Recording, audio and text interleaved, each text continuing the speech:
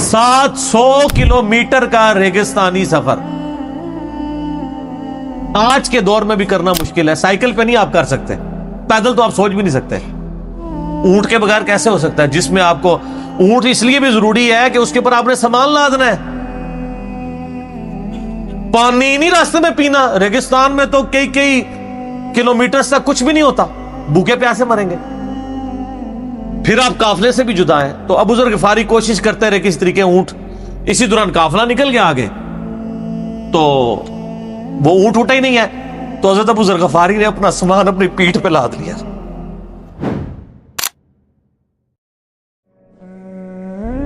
سر ابو ذر غفاری رضی اللہ تعالیٰ عنہ کے تو حالات بیان کرنے کے لیے بڑا پتھر کا دل چاہیے.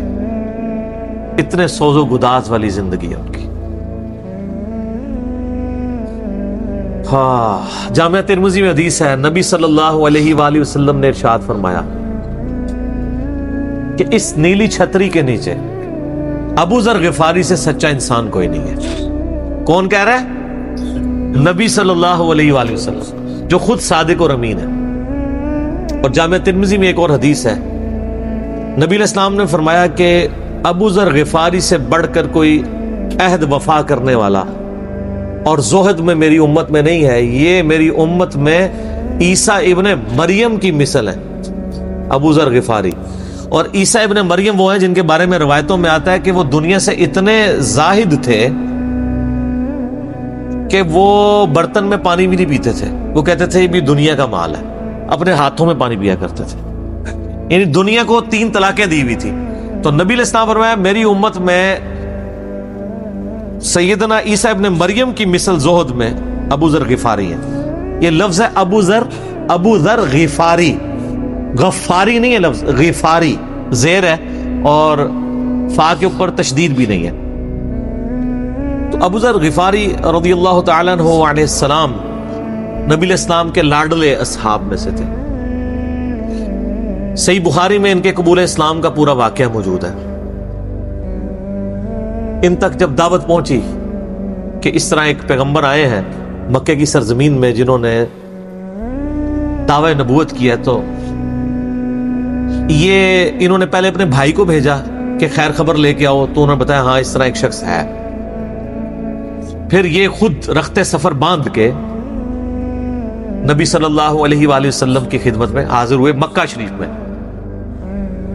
تو صحیح بخاری میں آتا ہے کہ یہ گئے, یعنی مکہ شریف میں اب ڈر بھی رہے تھے. میں کیونکہ ان کو پتا تھا کہ نبی علیہ السلام کی مخالفت بھی بہت زیادہ ہے, کہ اگر میں کسی سے نبی علیہ السلام کے بارے میں پوچھا تو ہو سکتا ہے میرے ساتھ کوئی ایسی ایکٹیویٹی پرفارم نہ کر دے. تو یہ حرم مکہ میں انہوں نے ڈیرا ڈال لیا اور کہتے ہیں میں جتنے دن وہاں رہا نا تو آب زمزم بھی پیتا تھا. جب میری کھجوریں ختم ہو گئی, زمزم کھانے کا کام بھی کرتا تھا اور پینے کا بھی, زمزم طاقت والا پانی. تو کہتے ہیں سب سے پہلے میری جس شخص سے ملاقات ہوئی وہ سیدنا علی ابن ابی طالب تھے رضی اللہ تعالیٰ عنہ علیہ السلام.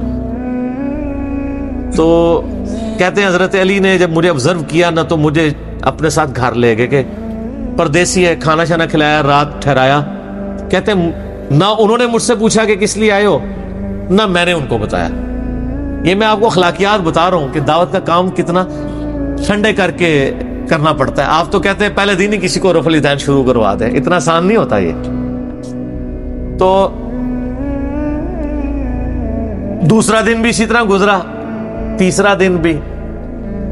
تو 3 دن کے بعد ابو ذر غفاری نے خود حضرت علی پہ اعتماد کیا اور ان کو اندازہ ہوا کہ یہ بڑا, تو انہوں نے کہا میں یعنی ایک, اور حضرت علی نے بھی ایکسپوز نہیں کیا کہ میں نبی علیہ السلام کے قریبی لوگوں میں سے ہوں. تو ان کا کہ مجھے تم ایک اچھے انسان لگے ہو تو میں اس کام کے لیے آیا ہوں, تو تم مجھے گائیڈ کرو محمد ابن عبداللہ کے بارے میں ان سے ملنا چاہتا ہوں صلی اللہ علیہ وسلم. تو سیدنا علی نے کہا کہ واقعی وہ تو اللہ کے پیغمبر ہیں اور اس طرح. تو پھر وہ حضرت ابو ذر غفاری کو نبی علیہ السلام کے پاس لے گئے. نبی علیہ السلام کے پاس تھوڑی دیر بیٹھے, انہوں نے اسلام قبول کر لیا. اور سر اسلام کیا قبول کیا, اتنا اعلیٰ درجے کا ایمان. نبی علیہ السلام فرمایا تم اپنے قبیلے میں واپس چلے جاؤ, جب مکے میں ہمارا غلبہ ہوگا یا کوئی اللہ تعالیٰ راہ نکالے گا, ابھی تو جو بھی اسلام قبول کرتا ہے اس کی پھینٹی لگتی ہے, تو میں کوئی نہ کوئی تمہیں مطلب بتا دوں گا, ابھی تم اپنا ایمان پوشیدہ رکھو, اپنے علاقے میں چلے جاؤ. ان کا یا رسول اللہ ایسے نہیں ہو سکتا, وہ جناب آگے مکے خانہ کعبے کے اندر آ کے انہوں نے کہا میں گواہی دیتا ہوں کہ اللہ ایک ہے اور محمد صلی اللہ علیہ وسلم اس کے رسول ہیں. تو مشرکین عرب ان پہ ٹوٹ پڑے، خوب مارا.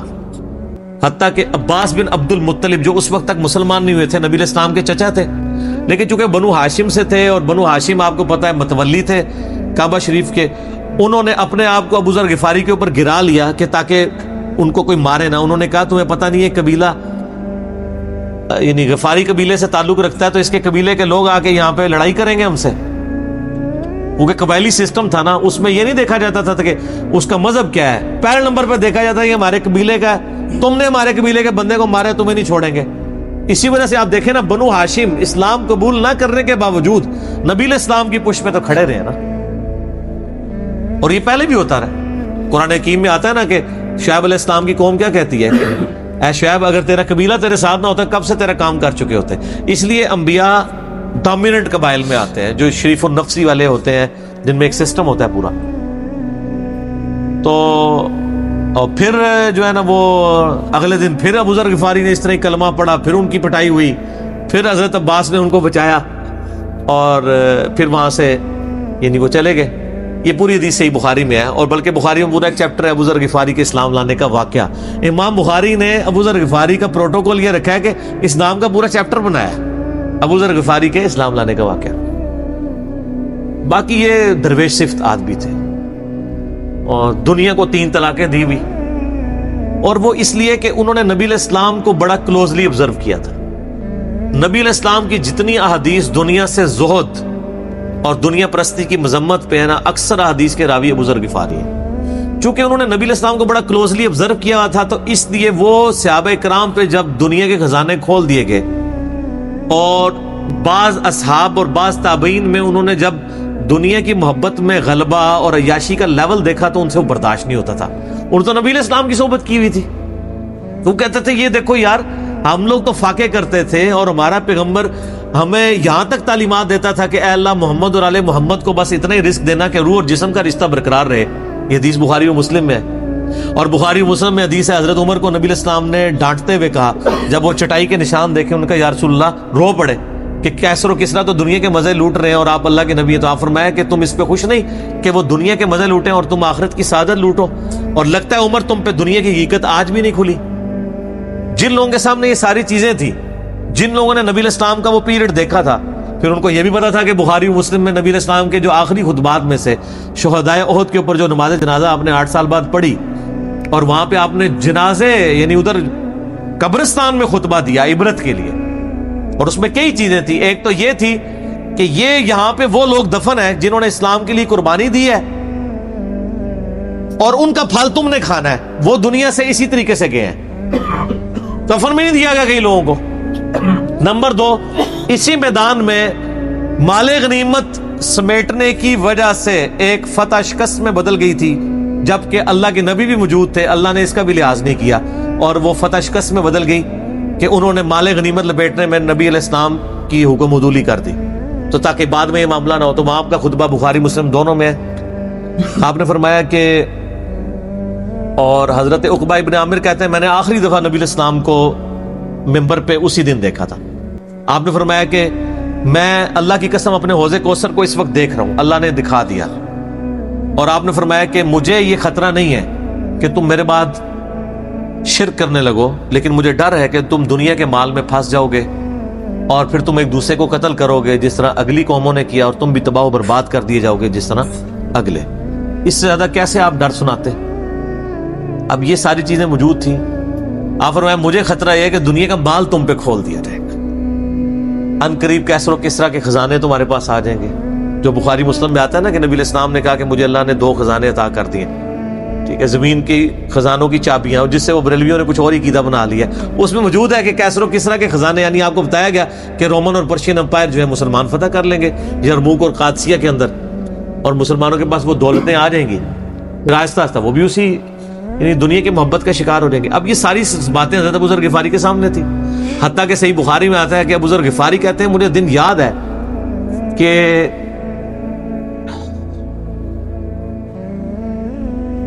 نبی علیہ السلام نے فرمایا کہ ابو ذر وہ احد پہاڑ دیکھ رہے ہو؟ تو کہتے ہیں میں نے احد پہاڑ کی طرف دیکھا اور میں یہ سوچ رہا تھا کہ ابھی مجھے آپ کسی کام کے سلسلے میں وہاں بھیجیں گے. دن کا وقت تھا تو میں اپنے ذہن میں یہ اندازہ لگانا شروع کر دیا کہ کوئی کام بتائیں گے تو میں یہ پہنچ کے واپس کتنی دیر میں آؤں گا. لیکن آپ نے یہ بات نہیں کرنی تھی. آپ نے فرمایا کہ اگر یہ سارا پہاڑ جو کئی کلومیٹرز پہ پھیلا ہوا ہے, آج بھی وہ پہاڑ موجود ہے مدینہ شریف میں, مسجد نبوی سے بھی نظر آتا ہے, اور جو شہدائے احد کا قبرستان ہے اس کی بالکل بیک سائڈ پہ کئی کلومیٹرز پہ پھیلا ہوا, اگر یہ سارا سونے کا ہو تو آپ علیہ السلام فرمایا کہ میں سب کا سب اللہ کی راہ میں فوراً شام سے پہلے خیرات کر دوں. اپنے پاس میں 2 یا 3 دینار ہی رکھوں صرف, یعنی جو ٹوٹل زندگی گزارنے کے لیے سب خیرات کر دوں. اب مجھے بتائیں, جن لوگوں نے, یہ بزرگ غفاری راوی, جن لوگوں نے یہ حدیثیں حضور سے سنی بھی تھی, جب وہ یہ دیکھتے تھے کہ رومن اور پرشین امپائر کے گرنے کے بعد جب مسلمانوں کے پاس خزانے آئے ہیں اور حضرت عثمان کے دور میں لوگوں کے لاکھوں روپے آج کے وظیفے لگ گئے ہیں گھر بیٹھے, وہ بھی انہی عیاشیوں میں پڑ گئے ہیں, تو ان کو یہ چیزیں ہضم نہیں ہوتی تھی. تو یہ شام ہجرت کر گئے تھے. نبی علیہ السلام نے پہلے ہی کہا تھا, المستدل الحاکم میں تو ڈیٹیل موجود ہے. یہاں پہ میں آپ کو ضمن بتا دوں, اکثر لوگ صحابہ کرام کے حالات و واقعات کے بارے میں پوچھتے ہیں, مطلب پوری زندگیاں لگ جائیں تو وہ واقعات بیان کرتا رہے انسان, ختم نہیں ہوتے.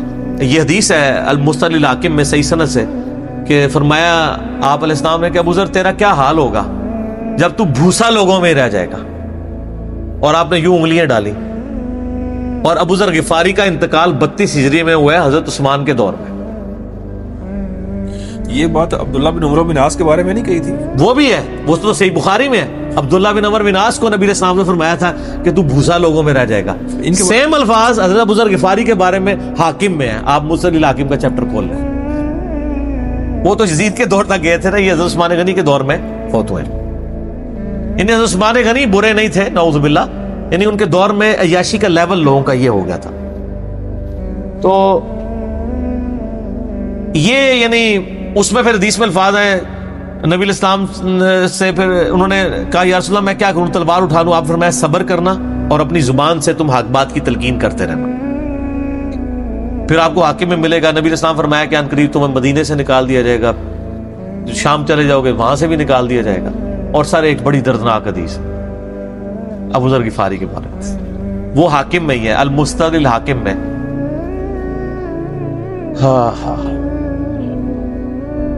غزوہ تبوک آپ کو پتا ہے ایک ایسا غزوہ تھا جس میں جو شرکت نہیں کرے گا وہ منافق ڈکلیئر ہوگا. قرآن میں فتویٰ آ گیا تھا. اس سے پہلے کبھی نفیر عام نہیں تھی, یہ پہلا اور آخری موقع تھا, کیونکہ رومن امپائر سے ٹکرانا تھا, سپر پاور تھی دنیا کی, 1.5 لاکھ کی فوج لے کے کیسرے روم بارڈر پہ آ گیا تھا عرب کے. تو نبی علیہ السلام نے اناؤنسمنٹ کی کہ بھئی اب سب نے جانا ہے, جو نہیں جائے گا منافق شمار ہوگا, الا یہ کہ کسی کے پاس ریسورسز نہ ہو, یا کوئی مریض ہو, یا کوئی عورت ہو, یا کوئی معذور ہو. منافقین آگے بہانے کر رہے تھے, کچھ سادہ لوگ مسلمان بھی اس کا حصہ بن گئے. بخاری مسلم میں 3 اصحاب کی توبہ کا واقعہ بھی موجود ہے, وہ بھی میری ویڈیو ریکارڈڈ ہے. تو کعب بن مالک کی رضی اللہ تعالیٰ عنہ علیہ السلام, کچھ لوگ جو ہیں وہ یعنی اپنے ان معاملات کی وجہ سے کچھ پیچھے بھی رہ گئے. تو المستدل الحاکم میں آتا ہے کہ صحابہ کرام کہتے ہیں کہ ہم نبی علیہ السلام کے ساتھ سفر پہ نکلے نا جب, تو نبی علیہ السلام کو آگے کوئی بتاتا تھا, کہتا تھا یا رسول اللہ وہ جو فلاں بندہ تھا نا وہ بھی کوئی نہیں آیا, پیچھے رہ گئے. تو آپ علیہ السلام پرواہ نہیں کرتے تھے. پھر بتایا گیا یا رسول اللہ وہ بھی کوئی نہیں, یعنی جڑے نعرے مارتے سن اونچے اونچے, جدو ایتھے کسی کو دسایا جائے گا سر وہ تہاڈا پکا جڑا یار ہے بیلی وہ بھی کوئی نہیں جے, تو حضور علیہ السلام کو لوگ نا فیڈ بیک دیتے یا رسول اللہ وہ بھی غائب ہے, وہ بھی نہیں آیا. اب 30,000 کے لشکر میں آپ نے کوئی ریکارڈ تو نہیں رکھا تھا, رجسٹر تھا, لیکن کدھر 30,000 بندوں میں کدھر کوئی رکھ سکتا ہے صاحب اس طرح, یا رسول اللہ وہ بھی رہ گیا, وہ بھی. تو حضور علیہ السلام کہتے ٹھیک, آپ فرماتے تھے اللہ چاہے گا تو آ جائے گا, نہیں آئے گا تو نہیں آئے. تو کسی نے کہا کہ وہ ابو ذر غفاری بھی پیچھے رہ گئے.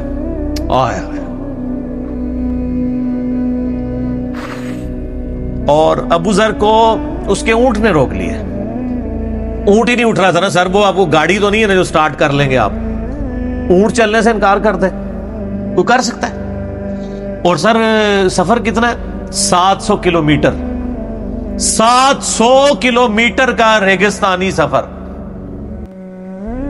آج کے دور میں بھی کرنا مشکل ہے. سائیکل پہ نہیں آپ کر سکتے, پیدل تو آپ سوچ بھی نہیں سکتے. اونٹ کے بغیر کیسے ہو سکتا ہے, جس میں آپ کو اونٹ اس لیے بھی ضروری ہے کہ اس کے اوپر آپ نے سامان لادنا ہے.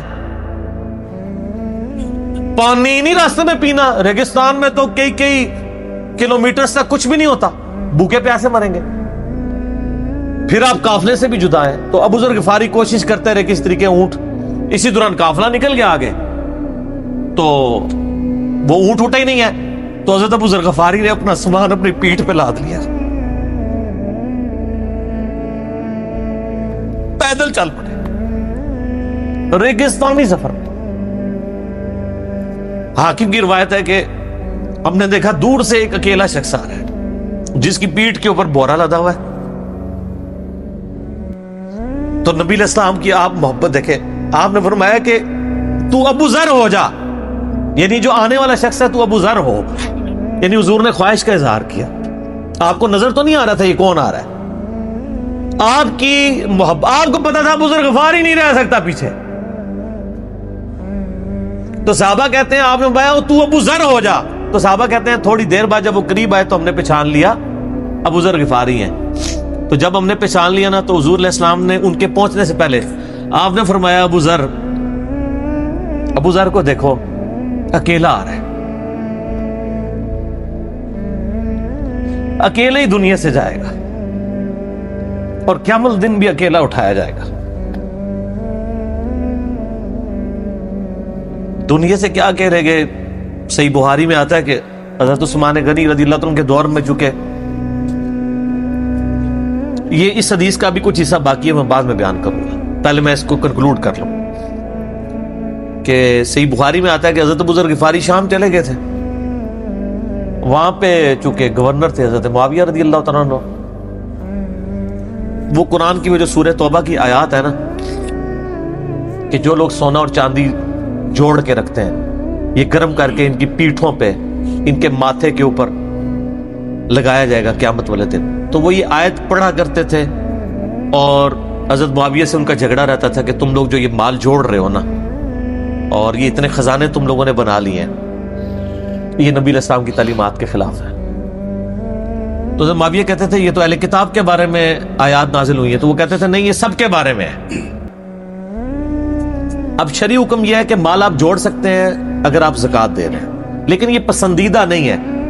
طریقہ نبوت یہ نہیں ہے. نبی علیہ السلام نہیں جوڑ سکتے تھے, پوری زندگی زکوٰۃ دینے کی نوبت نہیں آئی ہے, حالانکہ خمس ملتا تھا, خیرات کرتے تھے. ابو ذر غفاری کا جھگڑا یہ تھا کہ تم تو نبی کے صحابہ ہو, تم لوگوں کو یہ زیب ہی نہیں دیتا کہ تم لوگ اس طرح کے مالات میں رہو اور اس طرح مال جوڑو. تو اب چونکہ سینئر صحابی تھے, ان کو ہاتھ ڈالنا بھی آسان نہیں تھا. پھر نبی علیہ السلام نے فرمایا ہو کہ اس سے زیادہ سچا انسان ہی کوئی نہیں. تو حضرت معاویہ نے خط لکھا حضرت عثمان کو کہ جی اس بندے سے میری جان چھڑائے نا, اس کو آپ واپس بلائیں. تو حضرت معاویہ نے جب خط لکھا تو حضرت عثمان نے ان کو کہا تم مدینہ شریف واپس آ جاؤ. مدینہ شریف جب یہ واپس آئے تو صحیح بخاری میں آتا ہے کہ لوگوں کا جھمگٹا لگ گیا ابو ذر غفاری کے گرد. لوگوں کو پتا تھا یہ تو بڑا یعنی زہد والا بندہ ہے. تو ابو ذر غفاری وہی حدیثیں سنایا کرتے تھے کہ حضور نے فرمایا یہ احد پہاڑ سونے کے برابر ہو تو میں خیرات کر دوں گا. جبکہ باقی صاحب کہتے تھے کہ مال جوڑنا جائز ہے اگر زکوٰۃ کوئی دیتا رہے. وہ یہ کہتے تھے کہ یار یہ تم لوگوں کو تو زیب نہیں نہ دیتا, یار تم لوگ تو یہ باتیں نہ کرو, تم لوگ نبی کی صحبت یافتہ ہو, تم لوگوں کو تو زہد ہونی چاہیے تم لوگوں کی زندگی میں. اب لوگوں کا ہجوم ان کے گرد لگ گیا, اور پھر حضرت عثمان نے ان کو خلیفہ وقت تھے بلایا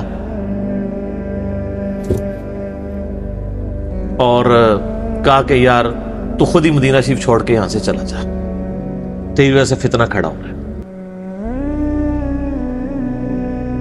حضرت عثمان نے کہا میں نے تو نبی علیہ السلام سے سنا تھا کہ گمراہوں کی اطاعت کرنا, صبر کر لینا. تو ایک زبدہ نامی کا ایک گاؤں تھا مدینہ شریف کے پاس, شہر سے ہٹ کے, تو وہ پھر وہاں پہ ہجرت کر گئے.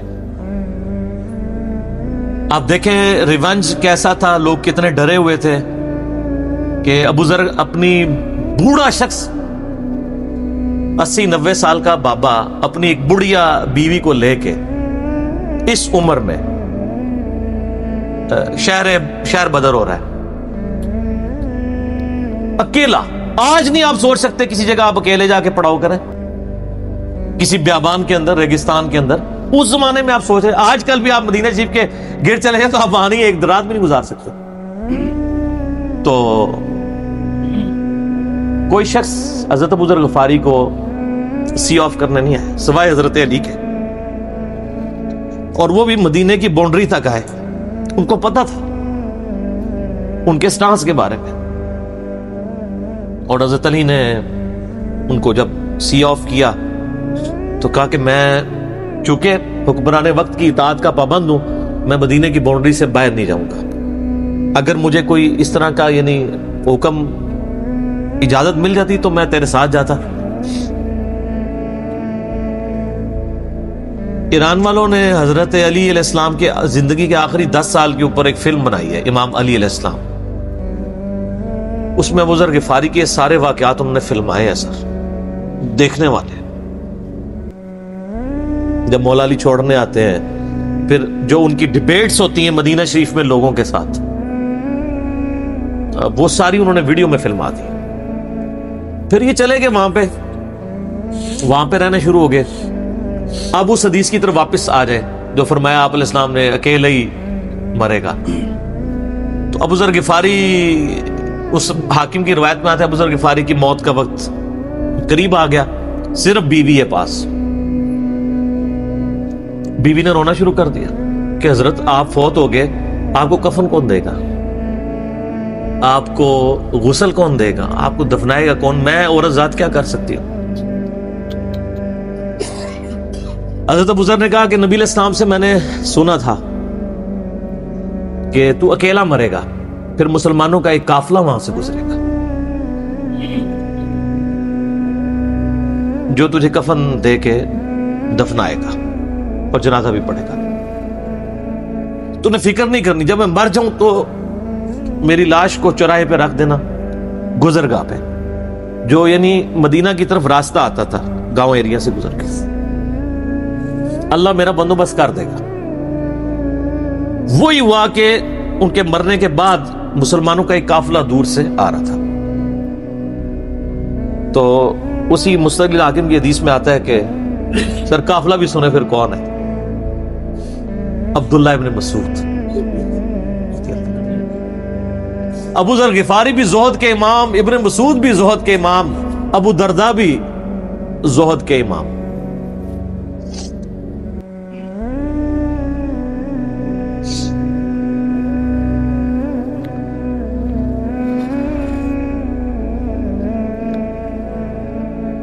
ابن مسعود رضی اللہ تعالیٰ عنہ جب وہاں پہ رکے, ان کو تو نہیں پتا تھا یہ کون ہے. تو انہوں نے کہا بی بی کیا وہ, ان کا میرا خامند مر گیا ہے, ان کا یہ کون ہے. تو انہوں نے کہا ابو ذر غفاری. عبداللہ ابن مسعود کی چیخ نکل گئی, چیخ ماری انہوں نے. ان کا واہ, اللہ کے نبی نے فرمایا تھا کہ ابو ذر اکیلا آ رہا ہے تبوک کے موقع پہ, دنیا سے بھی اکیلا جائے گا, اور قیامت الدن بھی اکیلا اٹھایا جائے گا. یعنی اب اسی سرزمین سے ہی اس نے اٹھنا ہے نا, ہر بندے نے اپنی قبر سے اٹھنا ہے. یعنی وہ مسلمانوں کے قبرستان میں بھی دفن نہیں. ایک یہ جو مزار کی رٹ لگائے پھرتے ہیں, میں ان سے پوچھتا ہوں تمہارے بابوں کی کیا اوقات ہے, ابو ذر غفاری کا مزار دکھاؤ کدھر ہے. جو اس روئے ارض پہ نیلی چھتری کے نیچے سچا ترین انسان جس کو اللہ کے نبی کہہ رہے ہیں, اس کا کوئی مزار نہیں ہے. غریب المتنی میں مرا ہے, اس کی قبر بھی ایسی جگہ ہے جہاں مسلمانوں کے پاس قبریں بھی کوئی نہیں ہے. ایک ریگستان میں اکیلی قبر ہے, اس قبر کا بھی کسی کو نہیں پتا, اس پہ کوئی مزار بھی نہیں ہے, اور قیامت دن بھی اکیلا اٹھایا جائے گا. یعنی قیامت تک وہاں پہ کوئی قبرستان بھی نہیں بنے گا. ظاہر نبی علیہ السلام کی یہ بھی خبر ہے, تو کیا وہ ناکام ہو گیا اگر مزارات ہی دلیل ہے کامیابی کی؟ تو عبداللہ ابن مسعود رضی اللہ تعالیٰ نے ان کو غسل دیا, کفن دیا اور دفنا دیا. یہ پوری ڈیٹیلز آپ کو المستقل حاکم میں مل جائیں گی. تو ابو ذر غفاری ان چند شخصیات میں سے ہیں جن میں پوری امت کا اتفاق ہے ان کی نیکوکاری کے اوپر. شیعہ بھی ان کو بہت رسپیکٹ دیتے ہیں, اہل سنت بھی دیتے ہیں, صوفیاء کے ہاں بھی ان کو امام مانا جاتا ہے زہد کی وجہ سے. آپ تصوف کی جتنی کتابیں پڑھیں, چاہے امام غزالی کی ہوں, رسالہ القشیریہ پڑھیں, اور لوگوں کو بھی پڑھنا شروع کریں, تو ابو ذر غفاری آپ کو زہد کے امام کے طور پہ ملیں گے کہ ان کی زندگی میں یعنی یہ زہد تھا کہ انہوں نے کس طرح کی زندگی گزاری ہے. سر لوگ مجمع میں مرتے ہیں, ان کو یاد کوئی نہیں کرتا, اور ابو ذر غفاری کو آج بھی دنیا یاد کر رہی ہے, ہم بھی یاد کر رہے ہیں رضی اللہ تعالیٰ عنہ علیہ السلام. اللہ تعالیٰ قیامت والے دن ہمیں ایسے نیکوکار لوگوں کا ساتھ نصیب فرمائے, آمین ثم